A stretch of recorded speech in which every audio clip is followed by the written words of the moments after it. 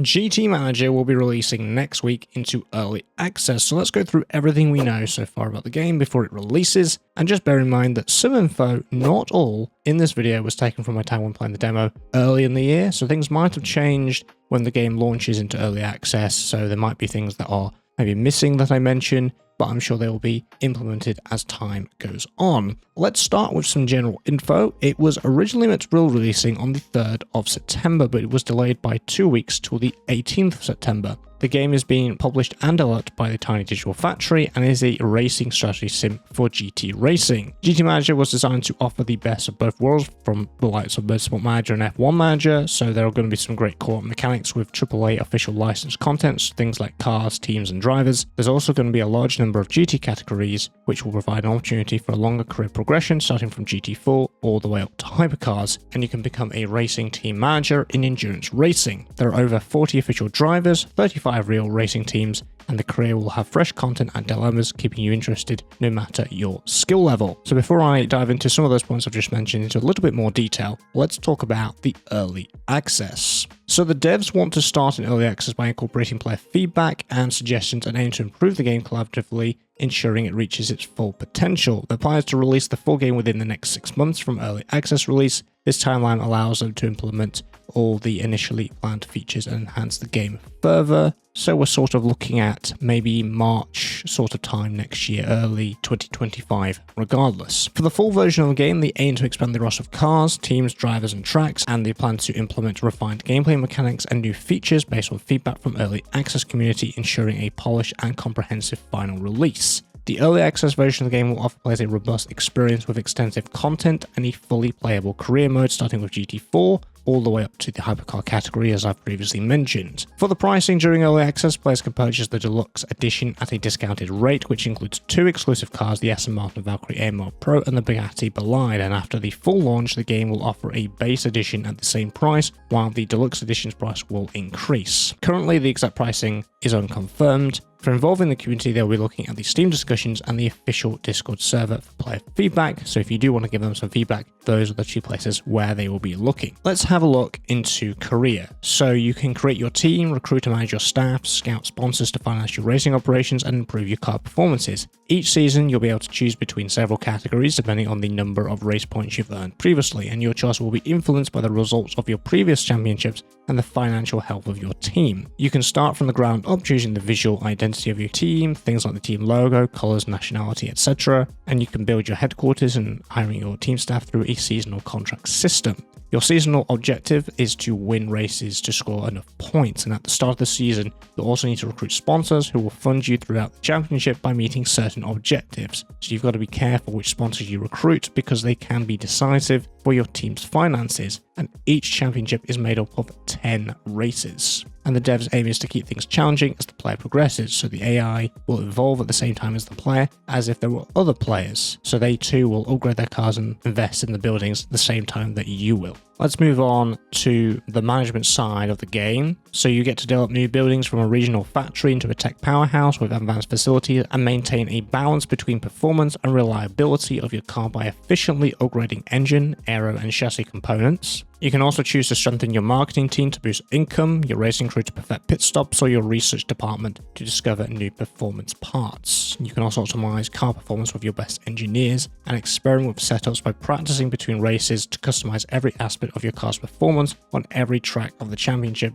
and under various weather conditions. You can manage your team's budget and investments with a comprehensive financial board that details expenses and monthly revenues. You can allocate funds strategically across your different departments, balancing short-term gains with long-term growth. You can get performance bonuses, take out loans each season, construct new buildings and departments, optimize your staff, navigate the complexities of income and expenses across multiple seasons. Key members of your team include the technical and sporting directors, engineers, pit stop crew, and the mechanics. The HQ is where all your buildings are, but when you start you won't have access to all of them and you'll need to build them over time. So you've got the manufacturer cups, showroom, research, marketing, garage, technical trials, championship, driver building, and the racing crew. Those are all your building and departments that you will have access to in your sort of main area, your main menu of the game. So the manufacturer cups are side races for you to get extra money during the season. The showroom is basically where all the cars are in the game, so you can have a look at what's available. The car factory and garage is where your car's performance is fine-tuned. You'll focus on equipping your car with new chassis, engine and aerodynamic parts to get the best out of your speed, reliability, handling, and tyre degradation. And everything about your car has a monthly cost. For example, the car itself might cost $50,000 a month, and you can improve your car's performance by adding more parts, but those parts will contribute to your monthly cost.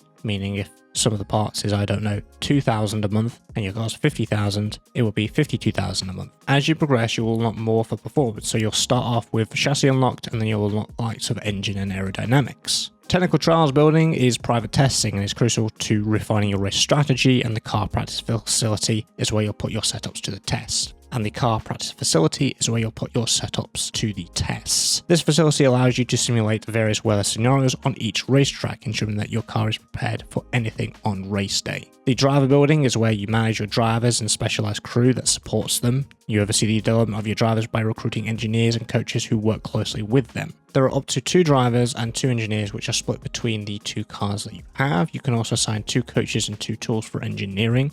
And there are tool slots, and the tool slots are training equipment. For example, you could equip VR headset, treadmill, track practice, pro reaction tests, etc. The marketing building is where you'll hire dedicated marketing staff to enhance your team's profitability, and this includes launching merchandising campaigns and sponsorship deals, and there are 4 sponsorship slots and 4 under merchandising, but split into 3 merchandising slots and 1 slot for a marketing manager. The research building is where your team will research new car parts, and you can assign researchers to slots, and research will take time to complete. And the racing crew is all the staff and drivers you bring to races. As for the racing side of the game, you can take command from the moment the lights go out until the checkered flag waves in both short sprints and long endurance races. You can react to ever-changing weather conditions, track grip levels, tire degradation, and engine overheating. There's also going to be pit stops, track accidents, full course yellows, and driver swaps. Practice sessions are available at any time during the championship. You can go with your test team to every circuit of the championship ahead of the races to practice. During the practice, you have 5 laps to evaluate your driver's raw performance, compare the different tires, and adapt the setup of your car to the track specifics. Going to practice also increases the experience of your team and drivers. There are 2 types of races, sprint and endurance. Endurance are obviously longer, sprint are usually maybe 30 minutes to an hour IRL, but in GT Manager, sprint races will be 15 laps, endurance will be 30, and your race weekend will begin with the qualifying session, and GT4 only has sprint races while all the other classes support both sprint and endurance races. And during pre-race selection, you get to see the race positions, tyre selection for each car, track, race info, and weather. And the tyre compounds you can equip are soft, medium, inter, and wets. Soft will tend to be 2 to 3 laps, while medium, inter, and wets will last 3 to 4 laps. Now we've talked about the racing, let's talk about the cars themselves. There are going to be 25 officially licensed cars available in the GT4, GT3, GT2, GTE, and Hypercar categories. The lineup will feature cars from championships such as the WEC, IMSA Sports Car Championship, and the GT World Challenge Europe. When you start the game, you'll have access to the factory team car, but also will unlock the private team car as you progress. So some cars will have a factory and private team, and some will only have a factory team car. The cars for GT4 is the Porsche 718 Cayman GT4 RS Club Sport, the Chevrolet Camaro GT4R, the Lotus Emira, the Salient S1,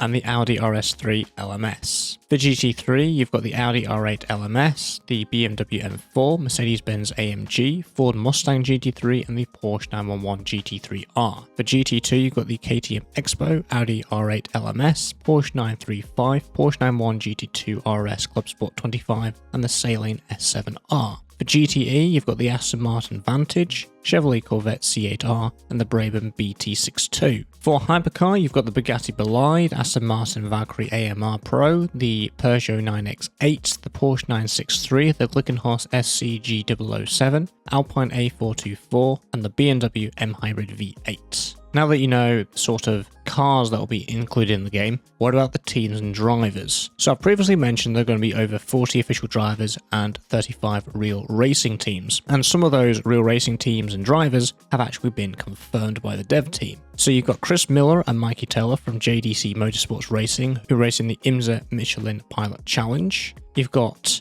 Florian Brachet and Vinny Beltramelli from the JSB competition, who will race in the GT4 Europe Series and the FFSA GT France Championship. You've also got teams like Maiki Racing with British GT and GT4 European Series, Proton Competition, who race in the FIA WC Championship, Craft Bamboo Racing, and you also have Century Motorsport, which race in the British GT Championship and the GT4 European Series. Obviously, there will be more to come, but that's what's been confirmed so far. Now, what about the tracks? There's going to be 12 unique tracks in total so far, and they've based it around the countries. So you've got UAE, England, Spain, Germany, United States, Japan, Bahrain, and Malaysia so far confirmed in the game.